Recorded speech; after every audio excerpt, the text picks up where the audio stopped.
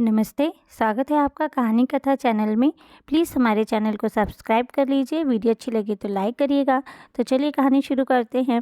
सुनंदा, अब नौकरी करने की इच्छा नहीं हो रही है। जी करता है वॉलंटरी रिटायरमेंट ले लूँ। तुम क्या कहती हो?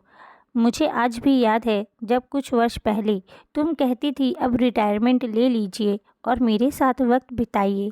पर क्या करता, उस वक्त मुझ पर बहुत सारी जिम्मेदारियाँ थी। माँ बाबूजी की देखभाल, रंजन के पढ़ाई का बोझ और राखी के विवाह की चिंता। पर अब तो सारे काम निपट गए हैं। कौशल बाबू अपनी पत्नी सुनंदा से कहते हैं। सुनंदा जी मुस्कुराकर बोली, किसने मना किया है? मैं तो कब से कह रही हूँ आप रिटायरमेंट ले लीजिए। जीवन की सांझ होने चली है। कम से कम अब तो अपना वक्त मेरे लिए रखिए। अब तो माँ बाबूजी भी चले गए, राखी को अच्छा घर परिवार मिल गया है। इससे अच्छी बात एक माँ बाप के लिए क्या हो सकती है? फिर रंजन भी तो अपनी नौकरी कर रहा है। तो अब आप रिटायरमेंट ले लीजिए। तभी सुनंदा जी की बहू अनीता आई और बोली, मम्मी ये कैसी बातें कर रही हैं? क्या पापा जी को पैसे अच्छे नहीं लगते जो रिटायरमेंट लेंगे? और अभी सारी जिम्मेदारियां कहाँ खत्म हुई हैं? अपनी बेटी की शादी तो आपने कर ली, परंतु आपकी पोती प्रिया भी तो है। उसके लिए भी पैसे जोड़ने हैं और ऐसे भी घर में बैठे बैठे करेंगे क्या? कौशल बाबू बोले, बहू क्या अब अपने रिटायरमेंट पर भी मेरा अधिकार नहीं? मेरे बच्चों की जिम्मेदारी मुझ पर थी जो मैंने अपनी तरफ से पूरी की है। पोती के लिए दादा को जितना करना चाहिए उतना तो मेरे घर में ही रखा है। कुछ जिम्मेदारी मेरे बेटे को भी निभाने दो। अनीता बोली, पापा जी ऐसे तो आप बहुत ज्ञान देते हैं कि रखा हुआ पैसा रखा नहीं रहता। सुनंदा जी बोली, बहू ज़मीन और घर पैसा नहीं होता, उसके दाम तो बढ़ते ही जाते हैं।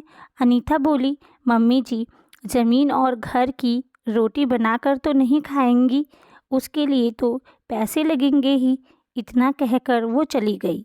कौशल बाबू बोले, देखा सुनंदा, अभी मैंने रिटायरमेंट लिया नहीं कि मेरी रोटी का भी हिसाब लगने लगा। सुनंदा जी बोली, आप बहू की बातों पर ध्यान मत दीजिए। इसका व्यवहार तो अपने मायके वालों के लिए भी ऐसा ही है। आप तो रिटायरमेंट ले लीजिए। जो पैसे मिलेंगे उसे हम बैंक में जमा कर देंगे।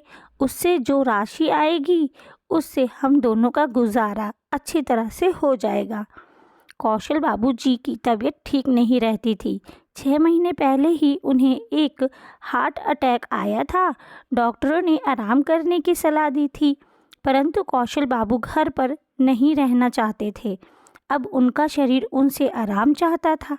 2 महीने बाद उन्होंने रिटायरमेंट का फॉर्म भर दिया और जब घर आकर उन्होंने सुनंदा जी को बताया तो दोनों बहुत खुश थे।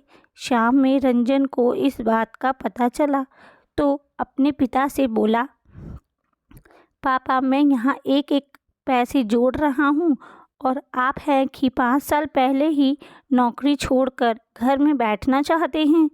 आखिर आपको हुआ क्या है? कौशल बाबू बोले, रंजन तुम्हें याद है जब तुम्हारी नई नई नौकरी लगी थी और तुम्हें कोरोना हो गया था? उस वक्त भी मैंने तुमसे कहा था कि नौकरी छोड़ दो, तुमसे बढ़कर पैसा नहीं है। आज तुम्हें अपने पिता से ज़्यादा पैसों की चिंता है। यही होता है पिता पुत्र में फ़र्क। रंजन बोला, अरे पापा आप बात समझ नहीं रहे हैं। वो बोले, बेटा मैं तुम पर बोझ नहीं बनूंगा।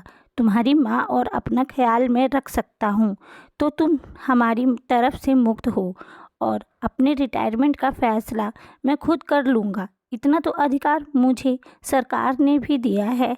उस वक्त रंजन गुस्से में वहाँ से चला गया। करीब 2 महीने बाद कौशल बाबू के रिटायरमेंट को मंजूरी मिल गई। अब वो घर में पत्नी के साथ वक्त बिताते थे। एक रोज़ अखबार वाले का इंतज़ार कर रहे थे, परंतु वो उन्हें अखबार ना देकर अगले घर में चला गया। कौशल बाबू अखबार वाले से बोले, आज तुमने अखबार क्यों नहीं दिया? अखबार वाला बोला, बाबूजी रंजन भैया ने अखबार देने से मना किया है। कौशल बाबू ने रंजन से पूछा तो रंजन बोला, घर में बैठकर पूरे दिन तो टीवी देखते रहते हैं, फिर अखबार की क्या ज़रूरत है। तभी अनीता रंजन को चाय देते हुए बोली, पापा जी, अखबार कोई फ्री में नहीं आता है, उसके भी पैसे लगते हैं। कौशल बाबू सब समझ गए और चुपचाप वहाँ से चले गए। आए दिन ऐसी छोटी मोटी घटनाएं होती रहती थी। हद तो तब हो गई जब एक दिन सुनंदा जी गिलास में दूध डालकर कौशल बाबू को देने जा रही थी। अनीता बोली, मम्मी जी, पैसे कोई पेड़ पर नहीं लगते हैं, दूध का इतना बड़ा गिलास देने की क्या ज़रूरत है। बाबूजी कोई जवान तो नहीं हो जाएंगे, छोटे से गिलास में भी दूध दिया जा सकता है। इस घर में कमाने वाला एक और खाने वाले इतने घर में कैसे चलेगा। सुनंदा जी आंखों में आंसू लेकर कमरे में आ गई और सारी बात कौशल बाबू को बतलाई। कौशल बाबू ने बर्दाश्त कर लिया और पत्नी को ही समझा दिया। सुनंदा जी को साइटिका नामक बीमारी की परेशानी थी, जिसके लिए उन्होंने मालिश वाली लगा रखी थी। वो हर रोज़ आकर उनकी मालिश करती थी। 2 दिन से वो आ नहीं रही थी, जिसके कारण सुनंदा जी की परेशानी हो रही थी। कौशल बाबू उसके गांव गए तो वो बोली, बाबूजी मैं क्या कर सकती हूँ, बहू जी ने मुझे आने से मना किया, कहा अब आपके पास मुझे देने के लिए पैसे नहीं हैं। कौशल बाबू के सब्र का बांध टूट गया। उन्होंने मालिश वाली को 2 महीने के पैसे एडवांस में दे दिए और बोले, तुम 2 महीने तक सुनंदा की मालिश करती रहो और याद रखो, बिना मुझसे पूछे तुम कभी नागा मत करना। इतना कहकर वो तो वहाँ से चले आए। कौशल बाबू घर आए, फल सब्जी और राशन का सामान एक तरफ रखते हुए पत्नी को बोले, सुनंदा ये सारा सामान हम दोनों के लिए है। वो बोली, सुनो जी, ये सब क्यों कर रहे हो, लोग क्या कहेंगे। कौशल बाबू बोले, जब घर के लोग नहीं समझ रहे तो दुनिया की चिंता में क्यों करूं। तभी वहाँ अनीता आई और बोली, क्या बात है पापा जी, इतना शोर क्यों कर रहे हैं। इसीलिए कहती थी नौकरी मत छोड़िए, घर बैठा आदमी बौखला जाता है। उस दिन घर में बहुत हंगामा हुआ। रंजन के आने के बाद कौशल बाबू ने हर बात के लिए उससे सफाई मांगी। अपनी गलती मानने की जगह उल्टा उसके माता पिता के साथ दुर्व्यवहार किया। कौशल बाबू बोले, तुम भूल रहे हो, मैंने काम से रिटायरमेंट ली है, जिंदगी से नहीं। सोचने समझने की शक्ति अभी भी मुझ में उतनी ही है। तुम बेटे हो, इसीलिए तुम्हें घर से नहीं निकाल सकता। ऐसा करो, ऊपर के 2 कमरे खाली हैं, तुम उसमें रह लो, नीचे के हिस्से में हम दोनों रहेंगे। अनीता बोली, पापा जी नीचे 4 कमरे हैं और आप 2 लोग क्या चारों कमरों में रहेंगे। उस दिन तो सुनंदा जी को भी बहुत हिम्मत आई और वो बोली, बहू 4 कमरों में नहीं, 1 कमरे में रहेंगे और दूसरा कमरा राखी के लिए रखेंगे, क्योंकि उसे हमारे पैसों से नहीं हमसे मतलब है, तभी वो मिलने आती है, और बाकी के कमरों पर किराया चढ़ा देंगे। कौशल बाबू रंजन से बोले, रंजन, इसके आगे मैं घर में इस बात पर कोई वाद विवाद नहीं चाहता। याद रखो, ऊपर के कमरों की सफाई, बिजली का बिल और पानी का खर्चा जो भी होगा, अब वो तुम्हारी जिम्मेदारी है। जो बच्चे अपने माँ बाप के खाने पीने और उनके खर्चों का हिसाब रखने लगे, उन्हें जीवन का हिसाब किताब सिखाना बहुत ज़रूरी हो जाता है। अब इसके लिए दुनिया चाहे मुझे कितना ही कठोर कहे, मुझे कोई फ़र्क नहीं पड़ता। इतना कहकर कौशल बाबू सुनंदा जी को लेकर अंदर चले गए। राखी को इस बात का पता चला तो उसे बहुत दुख हुआ।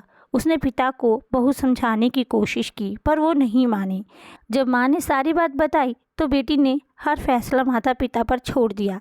आए दिन छोटी मोटी बातों के लिए रंजन को दिक्कत होने लगी तो एक रोज़ वो अनीता से कह रहा था, ये सब तुम्हारा किया धरा है। अच्छा खासा घर चल रहा था, पर तुम्हारी लालच में मुझे भी दोषी बना दिया। अब तो अनीता की बेटी भी इस सभी बातों के लिए अपने माता पिता को ही दोषी ठहरा रही थी। सुनंदा जी ने सब सुना। वो बोली, ये तो दूसरी थी, ये हमारे दर्द को नहीं समझती। तुम तो हमारे अपने थे, तुमने कहाँ समझा। बहुत आसान होता है अपना दोष पत्नी पर डाल देना। सच कहा किसी ने, जब अपना बेटा अपना ना हुआ तो बहू से कैसी उम्मीद। रंजन ने माँ के पैर पकड़ लिए और उनसे माफ़ी मांगने लगा। अनीता ने भी हाथ जोड़कर अपनी सास से माफ़ी मांगी और बोली, मम्मी जी हमें माफ़ कर दीजिए, लालच ने हमें अंधा कर दिया, हम आपके प्यार को समझ नहीं पाए, थोड़ा वक्त लगा। सुनंदा जी ने तो उन दोनों को माफ़ कर दिया, परंतु कौशल बाबू बोले, बेटा तुमने रिश्तों से ज़्यादा पैसों को महत्व दिया। मैं अपनी पोती की पढ़ाई का सारा खर्च उठाऊंगा, पर घर की सारी जिम्मेदारियां तुम उठाओगे। जब तक मैं ज़िंदा हूँ मेरे पैसों पर और मेरे फैसलों पर कोई सवाल नहीं उठाएगा। इस घर में मेरी पत्नी का अपमान हो ये मैं कभी बर्दाश्त नहीं करूँगा। याद रखना, ऐसे भी मेरे बाद सब कुछ तुम सबका ही है। इतना कहकर वो चले गए। पोती दादी को गले लग गई और बोली, दादी, दादाजी का फैसला बिल्कुल सही है। उन्हें अपने लिए जो करना है वो करेंगे। आखिर उन्होंने काम से रिटायरमेंट ली है, सोच और ज़िंदगी से नहीं। बेटे की बात सुनकर रंजन और अनीता को भी अपने किए पर पछतावा हुआ, क्योंकि यहाँ बहू के साथ बेटे का भी दोस्त था।